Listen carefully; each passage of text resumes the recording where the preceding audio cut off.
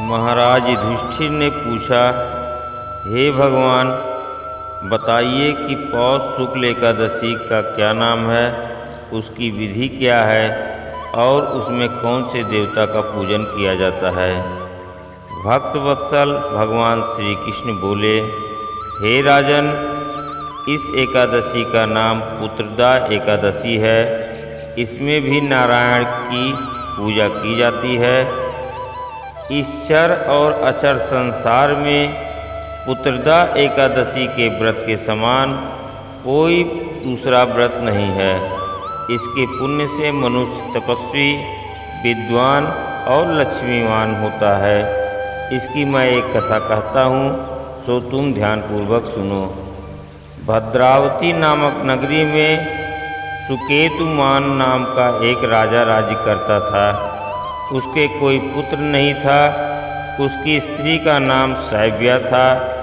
वह निपुत्री होने के कारण सदैव चिंतित रहा करती थी। राजा के पितर भी रो रो कर पिंड लिया करते थे और सोचा करते थे कि इसके बाद हमको पिंड कौन देगा। राजा को भाई, वाधव, धन, हाथी, घोड़े, राज्य और मंत्री, इन सब में से किसी से भी संतोष नहीं होता था। वह सदैव यही विचार करता था कि मेरे मरने के बाद मुझको पिंडदान कौन करेगा।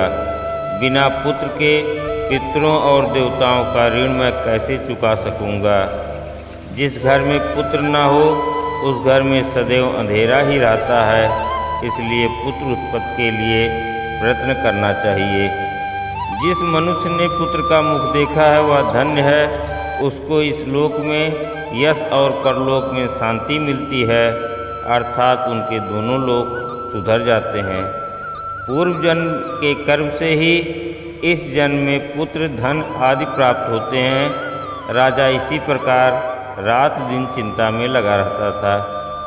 एक समय तो राजा ने अपने शरीर को त्याग देने का निश्चय किया, परंतु आत्मघात को महान पाप समझकर उसने ऐसा नहीं किया। एक दिन राजा ऐसा ही विचार करता हुआ अपने घोड़े पर चढ़कर वन को चल दिया तथा पक्षियों और वृक्षों को देखने लगा। उसने देखा कि वन में मृग, व्याघ्र, सूअर, सिंह, बंदर, सर्प आदि सब भ्रमण कर रहे हैं। हाथी अपने बच्चों और हाथनियों के बीच घूम रहा है। इस वन में कहीं भी गीदड़ अपने कर्कश स्वर में बोल रहे हैं, कहीं उल्लू ध्वनि कर रहे हैं। वन के दृश्यों को देखकर राजा सोच विचार में लग गया। इसी प्रकार आधा दिन बीत गया। वह सोचने लगा कि मैंने कई यज्ञ किए, ब्राह्मणों को स्वादिष्ट भोजन से तृप्त किया, फिर भी मुझको दुख प्राप्त हुआ क्यों। राजा प्यास के मारे अत्यंत दुखी हो गया और पानी की तलाश में इधर उधर फिरने लगा। थोड़ी देर पर राजा ने एक सरोवर देखा। उस सरोवर में कमल खिले थे तथा सारा हंस, मगरमच्छ आदि विहार कर रहे थे। उस सरोवर के चारों तरफ मुनियों के आश्रम बने हुए थे। उसी समय राजा के दाहिने अंग फड़कने लगे।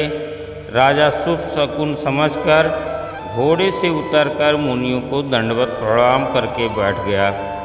राजा को देखकर मुनियों ने कहा, हे राजन, हम तुमसे अत्यंत प्रसन्न हैं। तुम्हारी क्या इच्छा है, सो कहो। राजा ने पूछा, महाराज आप कौन हैं और किस लिए यहाँ आए हैं, कृपया करके बताइए।